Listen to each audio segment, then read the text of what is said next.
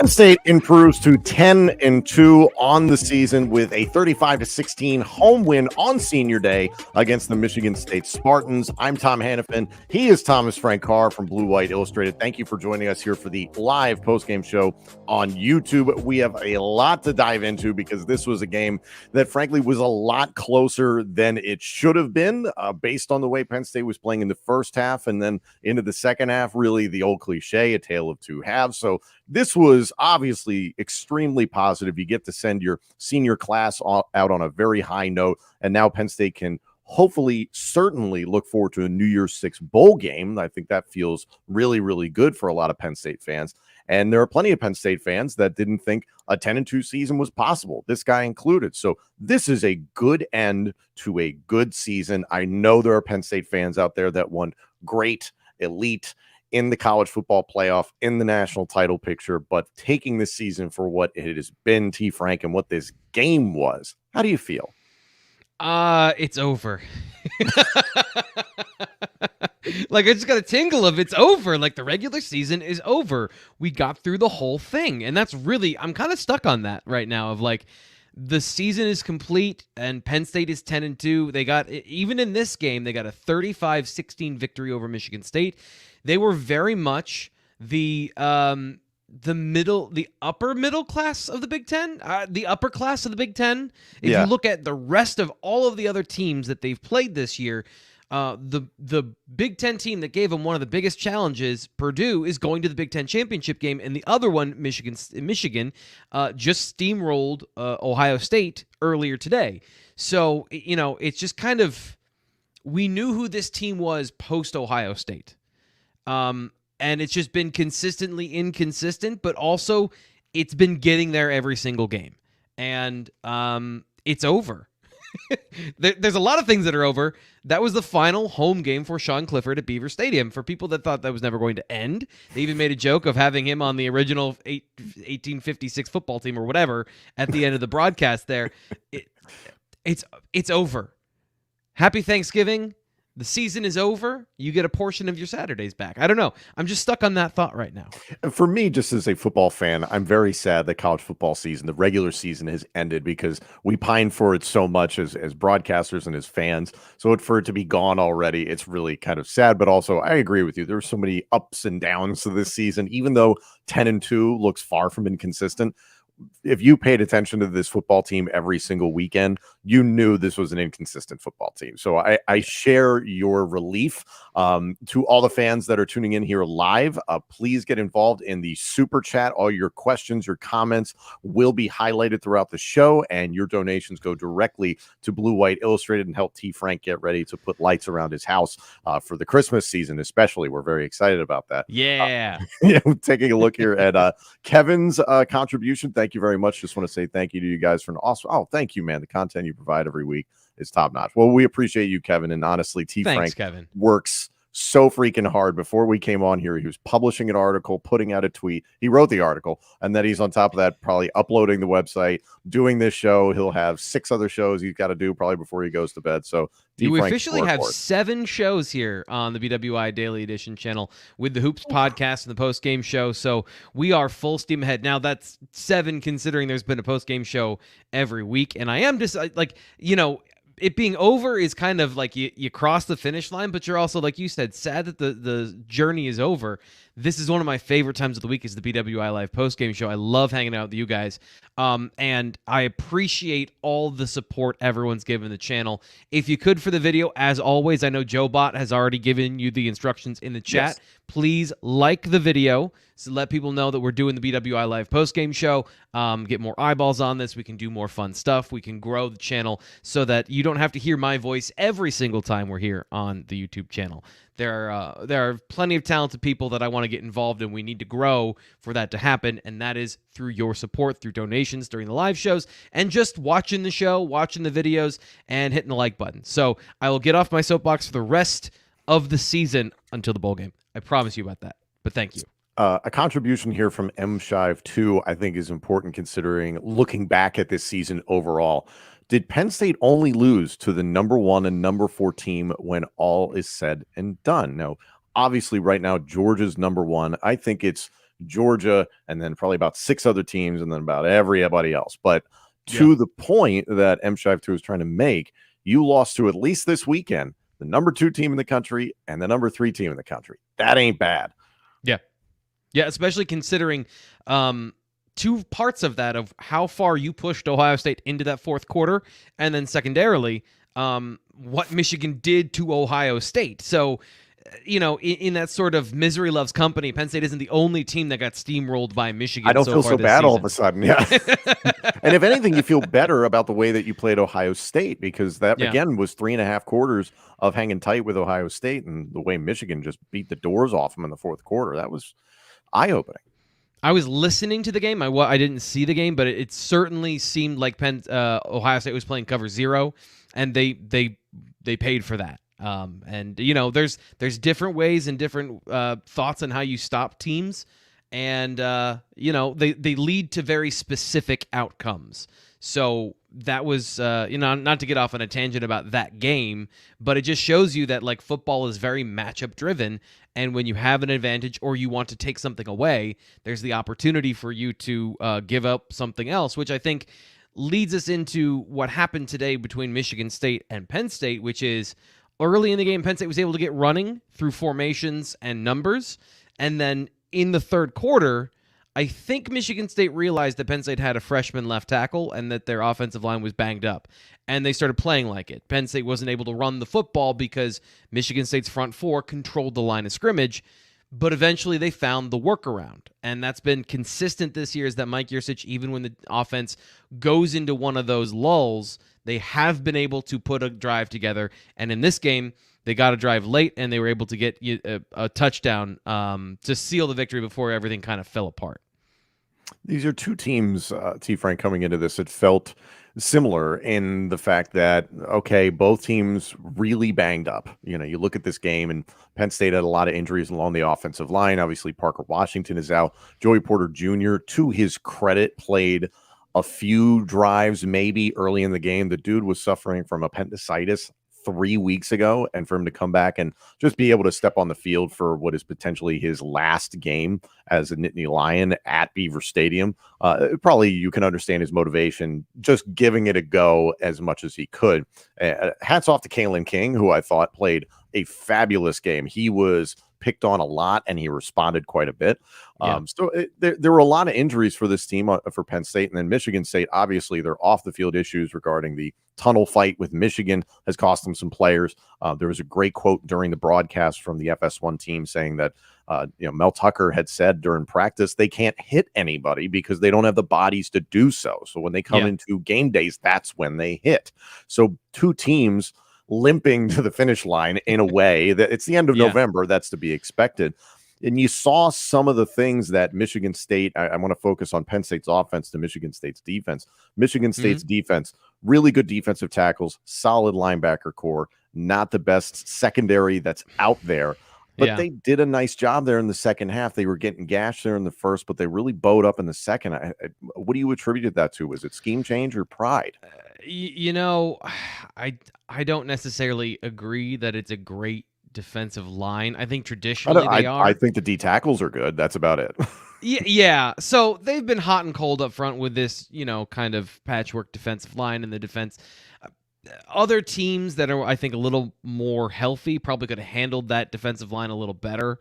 Penn State at one point did have Vega Ioane at right guard and Drew Shelton at left tackle, which is why they had to settle for a field goal down in the red zone, is because a couple of their running plays got blown up by veteran players making veteran plays against freshmen. That is not to say that that was the reason in the second half that happened, but it was a factor at some points in the game of Penn State had more negative plays than they normally do because that group that had been gelling and working pretty well, there were more competent linebackers and more competent defensive tackles. 64 is a very good defensive tackle. Mm-hmm. And then it depends on whether or not the Michigan State secondary is paying attention, because the first 2 touchdowns that Penn State got were coverage busts. You could see Xavier Henderson was furious, I think, with himself because 2 players went with the number 2 receiver, Theo Jonhson, wide open for a touchdown on on an all-out blitz. And then in the second touchdown, they all bit on the receiver screen, and they left another player wide open for a touchdown. So that's kind of their MO, is they will make big mistakes and they'll try to jump passes, but they're not necessarily talented enough to do that. And I think it's just about whether or not you can hit those. Penn State, they struggled to find open receivers down the field, but then they were able to, kind of patch together that final drive. And I apologize because I was doing a couple of different things. I don't have a clear memory of exactly how that went down, but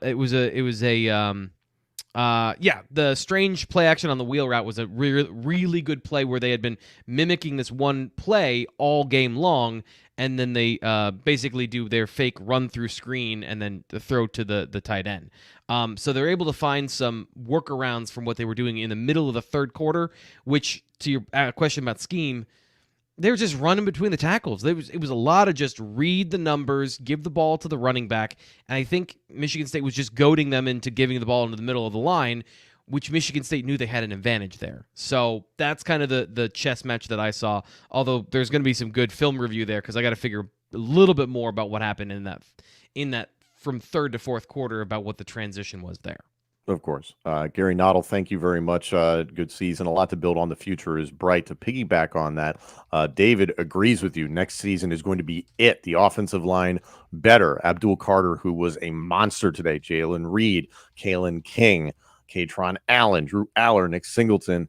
Next year is promising, and that's something I have been saying for a few weeks now on my podcast, Pater to Penn State Football Show, with myself and former Penn State quarterback Matt McGloin. You can get that anywhere on YouTube, Apple Podcasts, Spotify, Google Podcasts, wherever you get your podcasts. So there's obviously a lot of optimism. Joe Bott saying 2024 national champions. So I think he's put 2023 up already in the chat. He is hyped after a win over Michigan State. Or he's playing the long game. All the way up here. I don't know. He could be playing the long game. Be like, no, next year will be another building year altogether. But T. Frank, in regards to what David said, I do want to throw his up there again. In terms of what the offensive line to have been, and you talked about all those freshmen, they've got the offseason to develop and hopefully bowl practice, bowl game to get some reps. Yeah. How do you feel about what Penn State could be next season?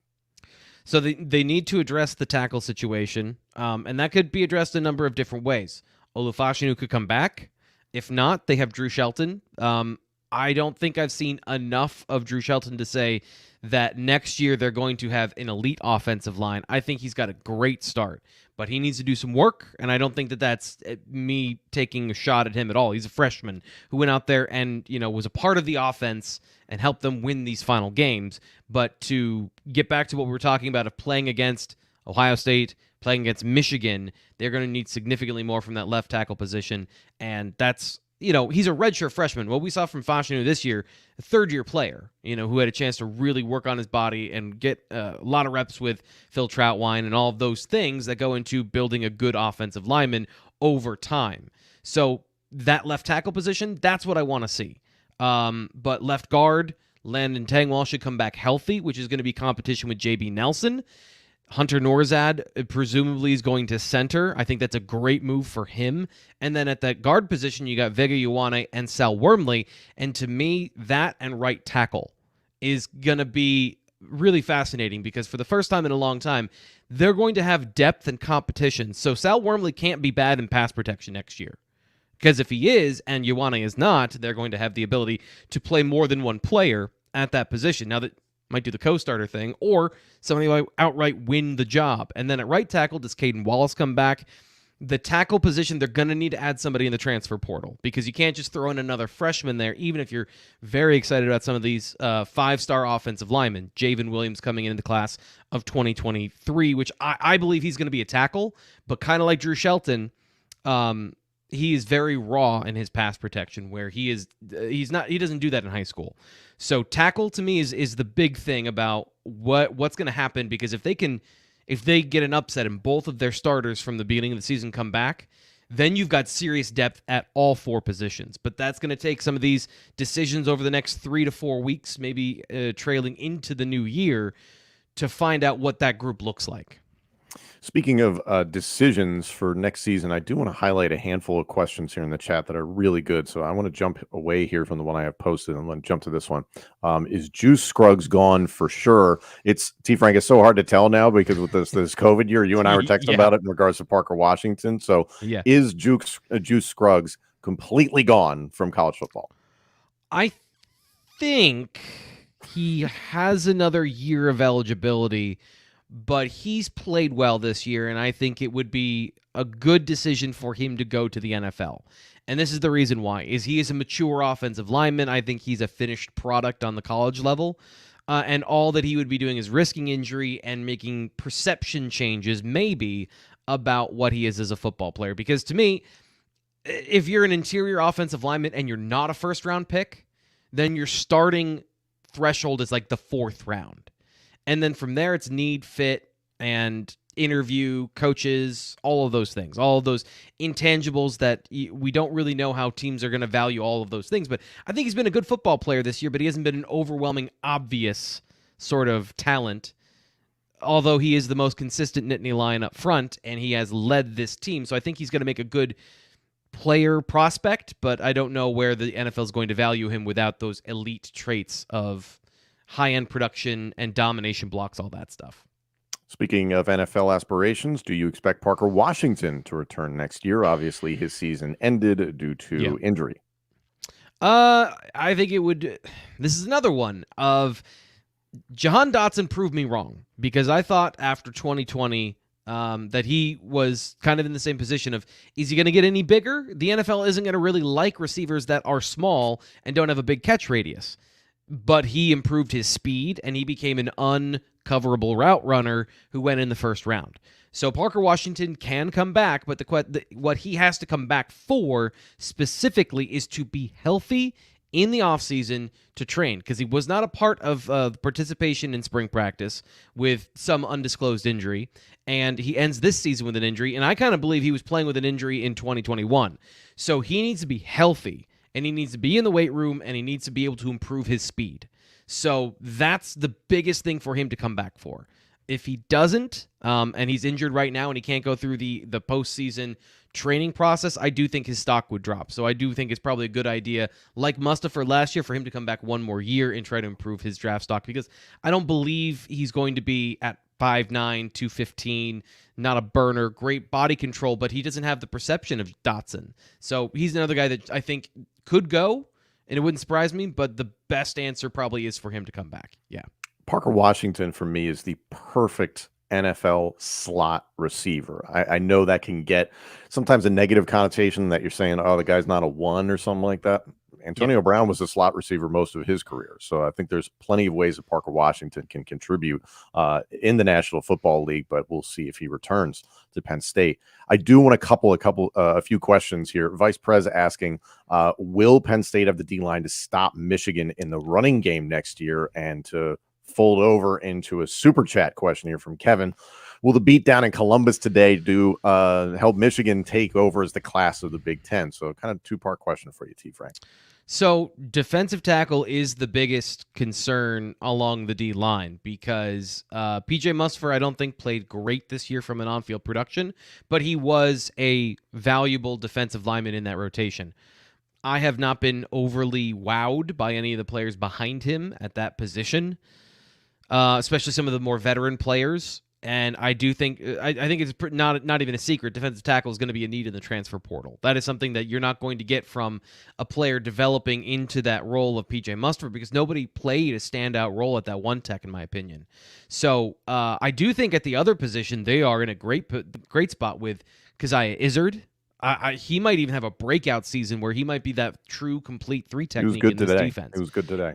He's been coming on. Now, there are some times where he does struggle with double teams, and, that's why I don't think – somebody asked me, should he he bulk up and be that one tech? I don't know that he is the run stuffer, the guy who's going to absorb double teams on a regular basis, or not that this group even does that a whole lot, but the guy that is lined up closest to the center that is most likely to get double teamed is the one technique. Even though they're bouncing all over the place, you've got to have somebody that has the stoutness to kind of maintain some pocket integrity or some defensive line integrity. And I think Izzard and Durant Beeman, you rotate those three at that position. That's a really good spot to be in at three technique. And then it becomes you need to find one of those guys that you're never going to have like a guy that's 320 in this defense, but somebody that is over 300 pounds and does have a little bit of beef in run defense. James Franklin's talked about that, but I think that when he said that, he wasn't necessarily even talking about making guys 320 pounds. He was talking about don't be 250 and play defensive tackle. Right. If you can be 275, be 275. If you can be 290 and you can get to 295, great. But don't go undersized. Don't try to be a lean defensive end playing on the interior. They had some guys that have made some of those decisions over the years. Question here from Brian. After watching the Michigan versus Ohio State game, how far really is PSU from elite? And this kind of goes back to the question that was posted a little bit earlier on in terms of, as Michigan overtaken Ohio State as the team in the Big Ten. So, a big question at the upper echelon of the Big Ten. So we're learning more about Ryan Day. I know there's been some comments about Ryan Day in the chat today. And this is what I learned listening. And again, I didn't watch the game in depth, but I was paying attention to the game today. To me, it sounded like Ohio State took last year personally. And all this year, they were working on their run game. They were working on being a physical team. And to me, they learned the wrong lesson from that moment, that they need to lean into their strengths, which is scoring so many points that Michigan can't keep up. The reason Michigan won today is because they played cover zero and players got behind the secondary. They didn't run the ball until the third and the fourth quarter when things were kind of spiraling for Ohio State. They need to play coverage, keep Michigan doing their thing of churn and churn and churn, and then hit big plays. Not having Jackson Smith and Jigba was a problem this year, and I think that we underrated that because of all the star rankings for that receiving core. But when you lose your best receiver, it hurts, and that's what they need. Like I know as much as it seems like it's an embarrassment of riches, but that offense, what they need is 2 or 3 really good receivers to stress you so much that there are no answers, and they have been able to do that over time. But not this year, and certainly not last year when they were run over. So I think that they learned the wrong lesson, and they tried to be Ohio State, or they tried to be Michigan instead of being themselves. Mm-hmm.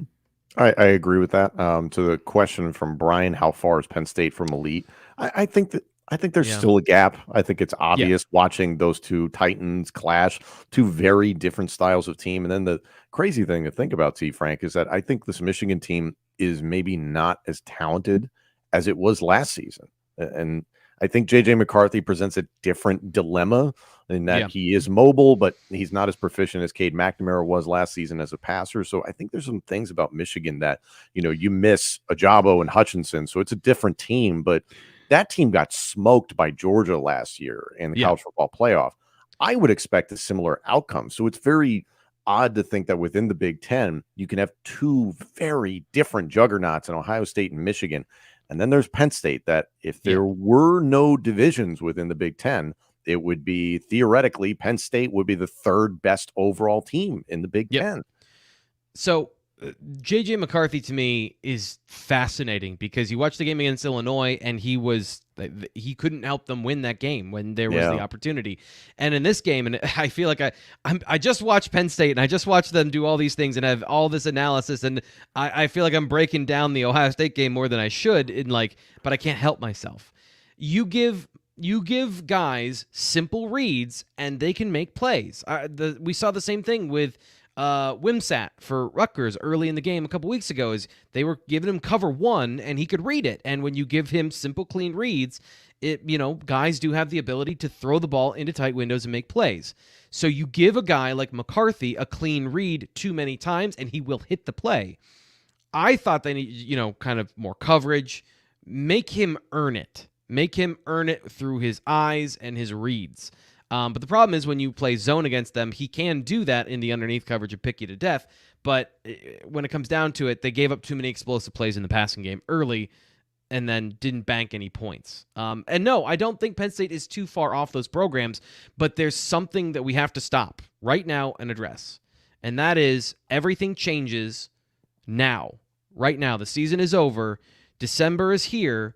The college football transfer portal and name, image, and likeness are going to upset the apple cart. It's going to turn things upside down. Players are going to change teams based on the opportunity for NIL somewhere in America. It could be Penn State. Penn State could benefit from the transfer portal. We don't know. And when it comes to recruiting, can Michigan actually capitalize on this through NIL? What I have heard, and I'm not an expert on these things, I don't know these things in depth, I have heard that it's not going great in Michigan with NIL. I'm not reporting that. That's just, things that I have read from people I trust and respect. And that's going to be the name of the game, is talent acquisition. And if they can't keep acquiring talent because they're not playing the modern game of NIL, then it doesn't matter. Like, it's all going to evaporate if they can't continue the momentum. Both Michigan and Penn State have gone on the record a number of times saying they are not going to pay players to come to the university. Both schools have been on the record saying that if you elect to come to either Michigan or Penn State, then once you're in the door, of course, you'll have access to NIL benefits. So I think until you see some sort of sweeping reform on NIL to make it so that you can't go all University of Miami, Florida, or Texas A&M and just pay somebody to come, then you're going to continue to have this problem. Ohio State has not been on the record one way or the other of what they're doing. So take a guess at what they're doing. So you and I have been talking a lot about Ohio State, and Ohio State and Michigan. I do want to address as many questions in the chat as possible because these are great questions going forward in the next season. Thank you to everybody that's diving in. Steven is in the freaking parking lot with no live stream, unfortunately. And this is what I love about Penn State fans as one myself, is that even after a win or a loss, you go tailgate and you hang out in the parking lots, and hopefully you listen to something like this. So, Stephen, we appreciate that. And why would you even try to drive? That's what I would agree. Never try to drive. I've been trying to tell my parents this for years, and they always want to go back to the hotel or something like that. And I'm like, it's just sit in the lots and drink for a while. Okay, so Stephen, in a way, he's helping me get to my point here. The fight in Clifford's win. Yeah. The story of this game is that this is finally, legitimately, the last home game for Sean Clifford as a Penn State Nittany Lion. I believe Sean Clifford is the most polarizing Nittany Lion football player to have ever worn the uniform. How do you feel about what Sean did today, this season, and overall at Penn State? I think it is beautiful symmetry because this is the Penn State this game rushed the ball 45 times for 160 yards to power the offense. Now, they did have 5 passing touchdowns, which again goes back to Michigan State having one of the leakiest secondaries I've seen in a long time. But the story of the game is that Katron Allen carried the ball 21 times for 82 yards, and Nick Singleton carried the ball 17 times for 78 yards. And to me, that is Sean Clifford. Going back to 2019, they were 10-2 when they had Journey Brown and Noah Kane. This year, they have a quality rushing attack to lead the team. The offensive line maybe not as good from start to finish because of the injuries, but he just proved to be a guy that could win you games. But he couldn't do it all himself. Through COVID and through the coordinator changes and through injury and all of those things, for 2020 and 2021, he was asked to be, in a lot of ways, a franchise quarterback. You didn't have a running game, and you had to manufacture yardage.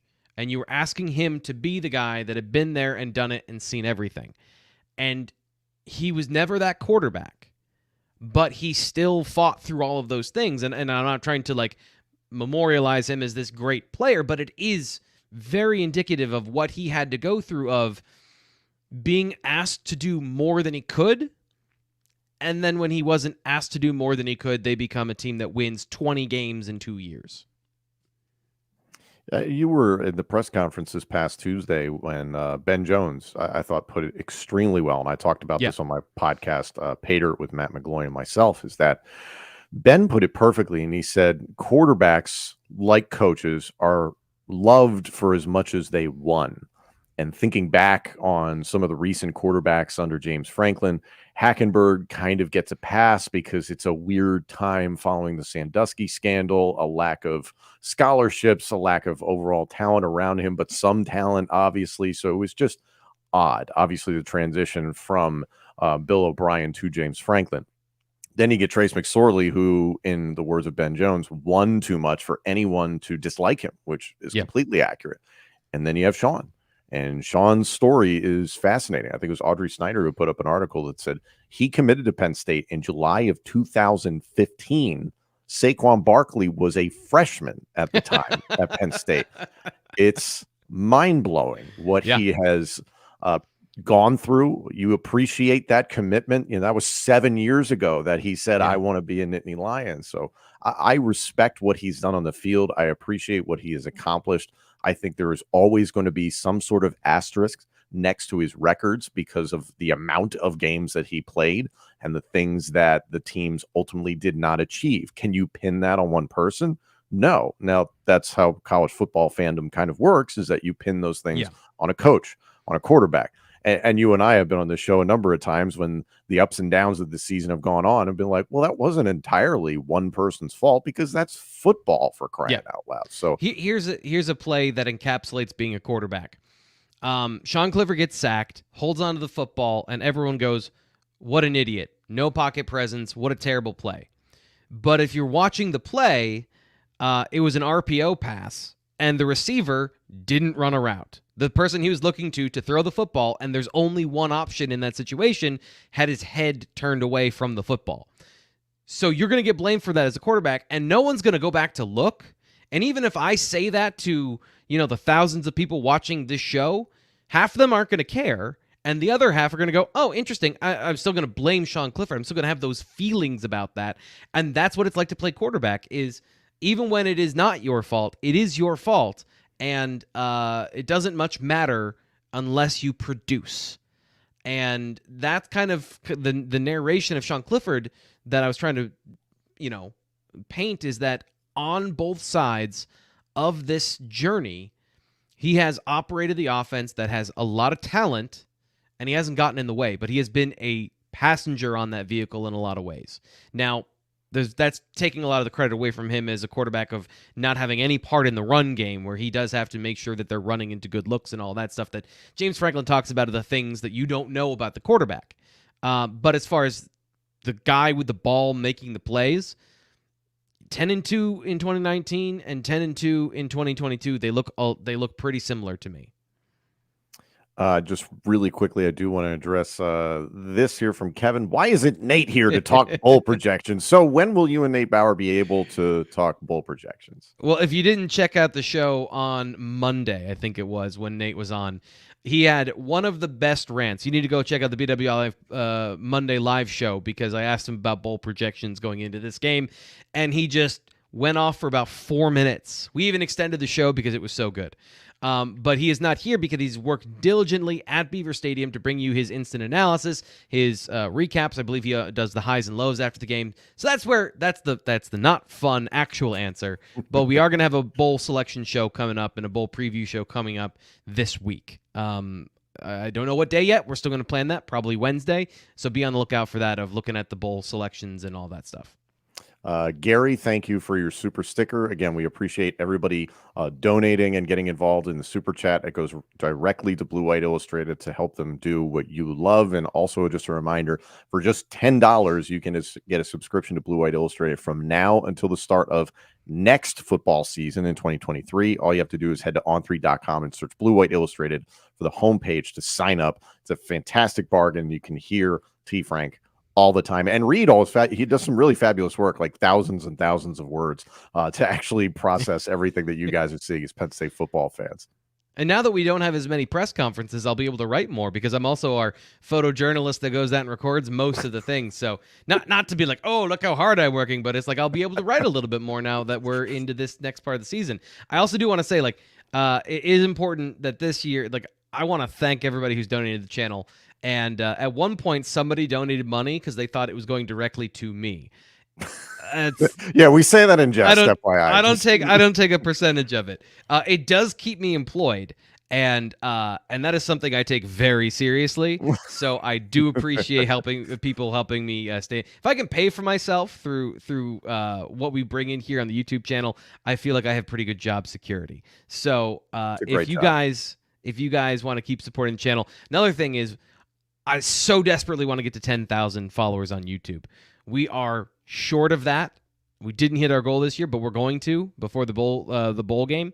And if you can help us push us over that line, I would greatly appreciate that. Because, again, we are the largest Penn State podcast in the world, but we need to get to 10% of people at Beaver Stadium. I don't think that is a hard number to get to.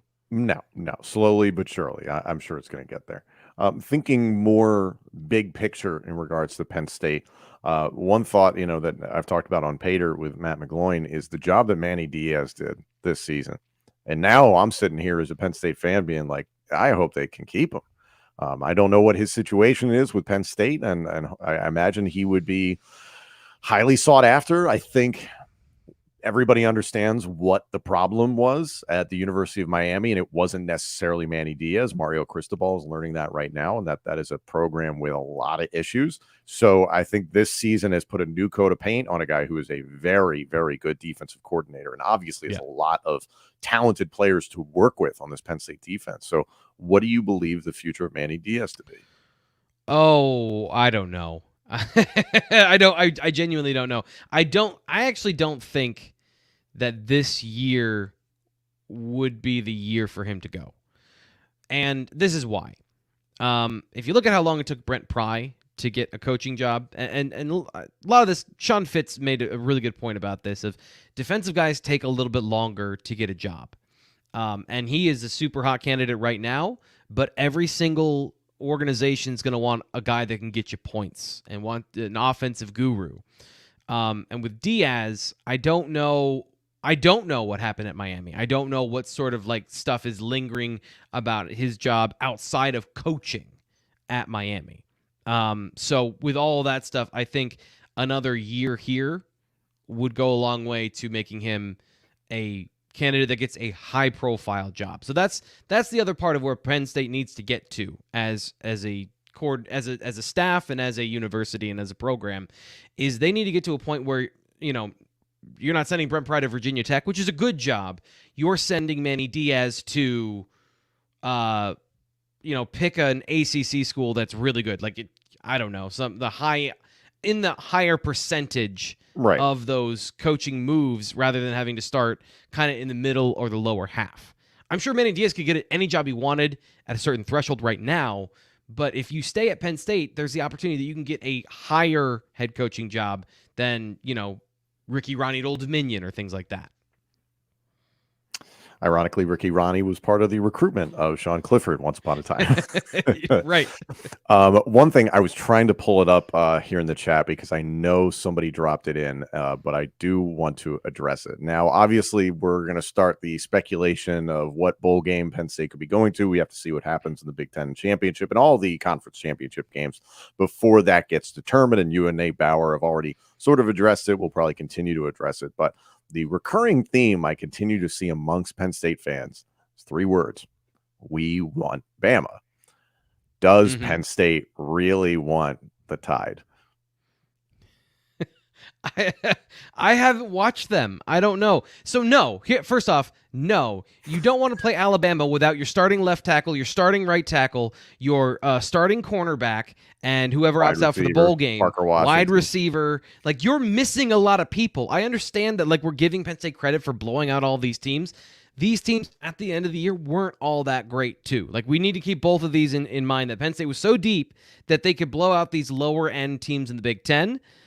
But they were also the lower-end teams in the Big Ten. Teams that have legitimate pass rushers, teams that have very good football players. I don't think you want to see Drew Shelton playing those guys just yet. You want to give them time to develop. Or you want to get those players that are injured back. And then, of course, the bowl, all that stuff. It would be fun for everyone, I think, to play Alabama. But if you go in there and you get beat by Alabama, do remember what you asked for. So if you just want to see them play Alabama in a meaningless bowl game that they could win or lose and it doesn't really matter to you, then sure, I'd love to see them play a cool team like Alabama too, one that you don't get to see very often, one that has some juice to it. But if you're going to then be angry that the team that doesn't have half of its starting offensive line or whatever, that is what you'll get, because they are the number one recruiting class regularly. They are deeper than Penn State with all the attrition that you go through. So without knowing anything about Alabama, I'm imagining they're in a better position even now with one of their worst seasons in recent memory.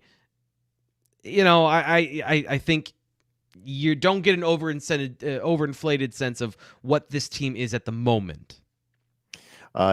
I believe this is the actual Nate Bauer. Yes, that is Nate.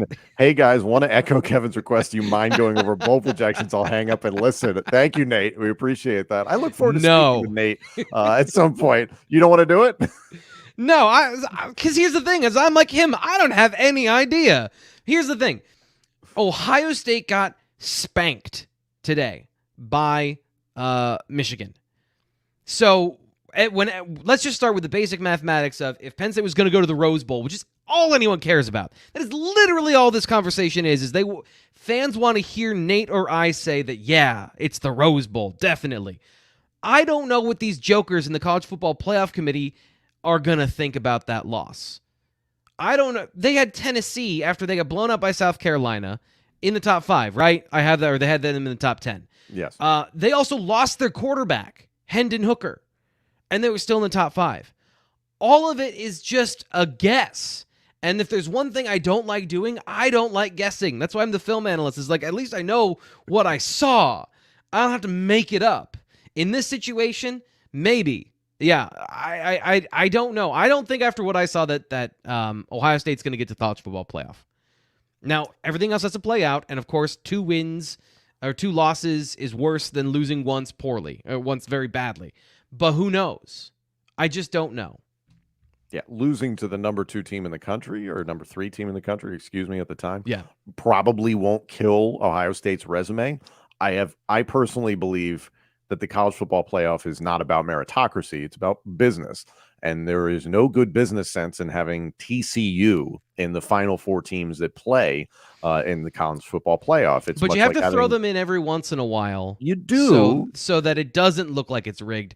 But they did have Cincinnati in there last year, right? So they had Cincinnati in last year, so maybe we're good to skip over TCU this year.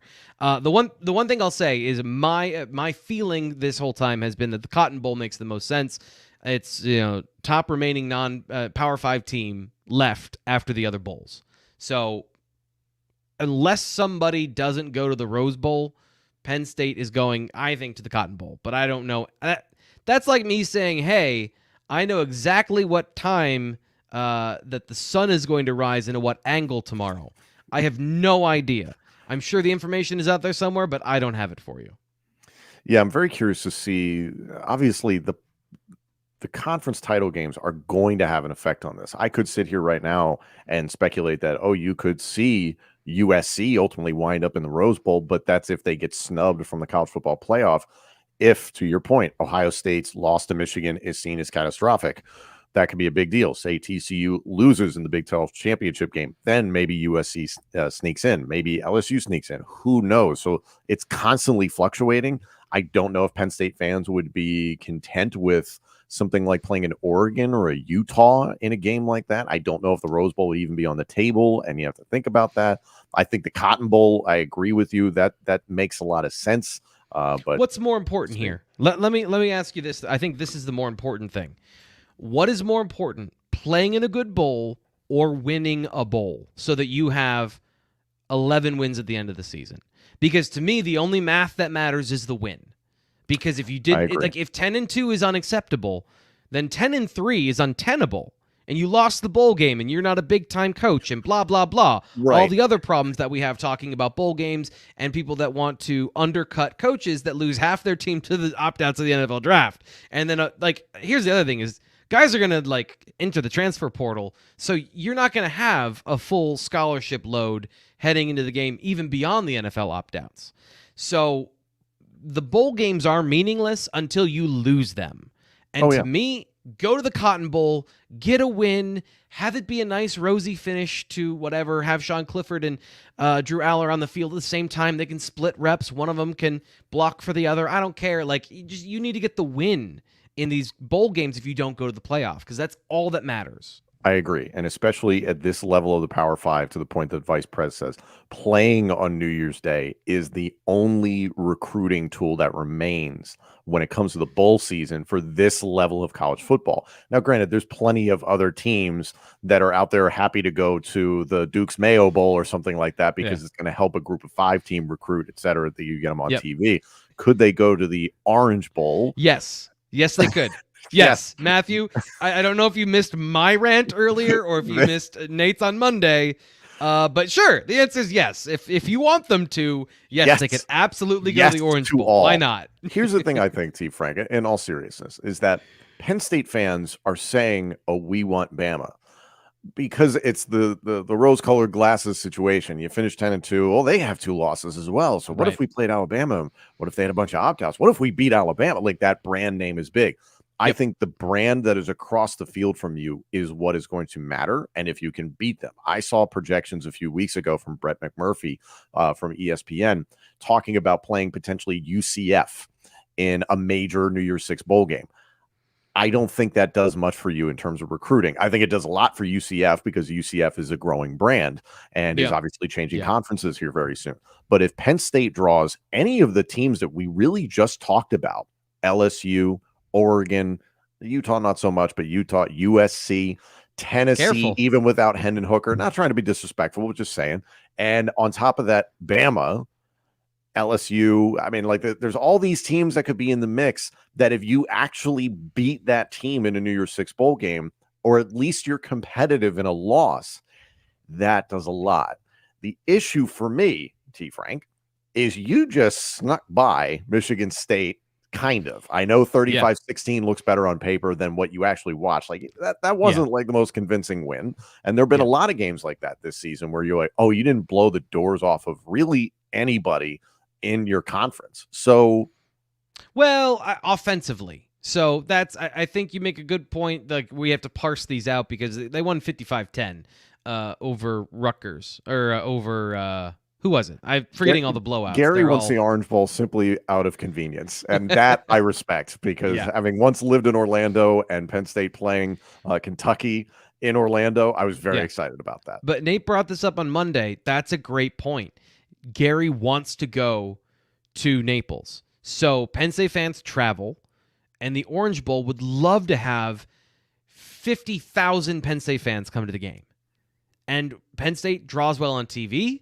They do well at bowl games. So any bowl you want to go to, there's a chance that committee could select Penn State. If we beat Alabama with Sean Clifford, Nick Saban should retire. Wouldn't that be great? Future NFL quarterback Bryce Young against future NFL quarterback Sean Clifford. As someone who, works in the world of professional wrestling, where often in games or matches, your career is on the line. What a stipulation that would be for a bowl game. If Nick Saban loses, he must retire if he falls to Sean Clifford. Oh, my God. I got another one here, the super chat. Thank you very much. Predictions on who you want PSU to play. And Eli, thank you. We've been talking about this for quite a while here, and there's a lot of different teams that I think you could see Penn State playing. It is, I know it's a cliche cop-out, but it's a little too early still to even be having these discussions because you do have to get through the conference championship games. A lot is going to have to happen. We don't know how big of a hit this Ohio State loss to Michigan is going to be. Oregon lost today. Clemson lost today. Like, there's been some big ones. Tennessee, you were talking about it a moment ago, T. Frank, without Hendon Hooker is not the same Tennessee. So there's just still so much that has to happen. I'll tell you the team I want them to play. Utah would be a great matchup. This is a lifelong dream for my wife. She went to Utah. She is a Penn State fan. After, I have beat her over the head with Penn State knowledge for so many years that she's a fan now. She wants that to happen, and because I love her, I want that to happen for her. So I'll say the team I want them to play is Utah. So there you go. That's the totally selfish reason. Nobody else cares. But that's how I feel about the Bulls, is that maybe you shouldn't care so much about the Bulls because nobody else seems to care about them unless they're in the college football playoff. So the good guy wins one is already booking at PSU versus Utah in the Cotton Bowl. Here's my question to you, Frank. What is your household like if Penn State were to beat Utah in a New Year's Six bowl game? I think would you survive? I think Zoe would be rooting for Penn State, honestly. Wow. Okay. That's good. I'm just saying. She watches all the Penn State games. We get to some of the Utah games because they're in the middle of the night. Everyone is on board here. Utah versus Penn State. Your own wife is in the chat. David's She's here. dominating the chat all of a sudden. She's all over it. We got Nate in the chat. We got Steven from the parking lots after the Penn State game. Oh, my. It's a holiday here in the chat. Everyone's showing up. Oh, gosh. So Penn State concludes the 2022 regular season 10-2.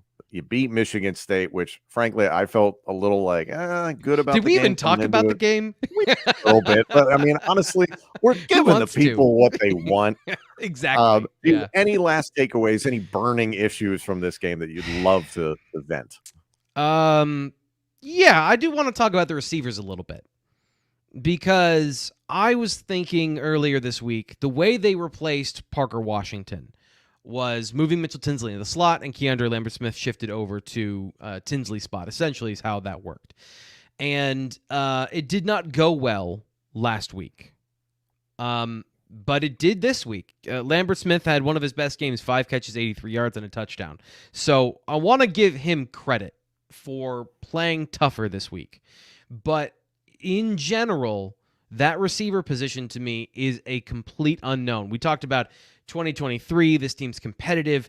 There is a lot that needs to be decided. First off, is Drew Aller good? Because everyone says he's good. Everyone says he's better than Clifford this year. Is he? Nobody knows that. You can say you know that, but you don't know that. We know he has great traits. We know he has some flashes of unbelievable talent. But to be a great quarterback, you need to be good at everything. Or you need to have some overwhelming things that you do well that override your negatives. And we just don't know. Like, that's a total wild card. The supporting cast around him, even if Parker Washington comes back, they need to find speed at receiver. If this was, as somebody said in the chat, KeAndre Lambert-Smith's breakout game, then Penn State is great. But what if it isn't? They've got some young guys that need to step up. I'm excited about some of those guys that they brought in the class of 2022. They moved Christian Driver over, and he is now a receiver going forward, which, by the way, his dad is a top 5 favorite NFL player for me growing up, and he was at Penn State practice on Wednesday, so that was super dope. That's one of those, like, I don't get starstruck a whole lot, but I was like, dude, that's Christian Driver. That's Donald Driver. Donald Driver from the Green Bay Packers. Yeah. Look at this Donald Driver. So, to my point, receiver is going to be a big thing next year. Transfer portal is going to be a big thing for the receiver, and they need to find some speed. They need to find a guy that has a bit of the it factor, which is a lame way of saying a guy that gets open and makes catches and also gets big yards. Because you can't rely in big games just on your tight ends to make plays. Competent teams aren't dropping safety coverage and giving you wide open plays. So you need to be able to win on the outside. Penn State's corners are going to be great, but on the other side, they need the receivers to be great too for everyone's dreams to come to fruition. So that's one thing from today. On the defensive side of the ball, Abdul Carter is overwhelmingly good. Mm-hmm. But if there's one area I think that has shown up throughout this season so far, his coverage can improve. And I think that's going to be an area where he's going to get a lot better this offseason because he's a guy that does not rest. Like, he does not just stay one thing. He has been getting continually better at everything throughout his career. So that's something I'm looking for next year. And then Kalen King, is he an All-American? Is he a first-round draft pick? I think, Joey Porter Jr. is going to test that this year, but Kalen King, to me, could be the first, top 15 draft pick for the Nittany Lions. He should have had about 3 interceptions today. He's just so damn good. And I don't want those things to get lost in the shuffle. We talked about the defensive tackles, but middle linebacker is another thing that they're going to have to work out. Does Carter play the mic? How is that going to work out? Do they want to play him and Kobe King there? Because it feels like wherever Abdul Carter goes, those are all his reps. Mm-hmm. He's the starter there. So do you put him at Mike and then figure out what you do with or with Kalen King or Kobe King, excuse me, later? How do you work out those linebackers? Because they've got a lot of body types that can play the Sam position, the field backer. I'm not convinced they'll stay with 3 linebackers. I think they still want to play as that being a safety body type. Those are the interesting things I'm looking for from this game, and then moving forward, maybe even into the bowl game, and then in the offseason. Those are the things I'm looking at for this team moving forward, of how they're going to shape this roster to be what everyone wants it to be next year. Those are some pretty critical areas they've got to get worked out. There's a lot of positivity, a lot of reasons to be positive going into next season. I do want to acknowledge Showtime 53. Thank you for your donation. Doesn't Manny Diaz defense scare the bejesus out of you? We addressed this a little bit earlier on, to the point that, yes, absolutely. I think it's one of the best defenses in the country, and a lot of that is because of the scheme. I think that Manny Diaz is dialed up. He's got great pieces, but as this team gets better, it's going to be an even better defense. I know that's kind of a cliche, but this is not the most talented group of individuals ever fielded on a Penn State defense. And I think the scheme really helped this season. You didn't have a ton of guys, especially in the front 7, that could win one-on-one matchups just because I'm a better athlete than you. The scheme helped. So I sincerely hope we see Manny Diaz as a Penn State coach for a long time, but we'll see what happens. We do want to wrap up here. T. Frank, thank you so much for having me back time and time again to do this. I appreciate you. I appreciate Blue White Illustrated. This has been fun. Again, Penn State winds down the 2022 season, finishing 10-2. They win on Senior Day by a score of 35-16. I want to thank you all so much for joining us. Stay tuned to everything here on Blue White Illustrated throughout December, and we'll see what Penn State lines up in. Thank you very much for joining us.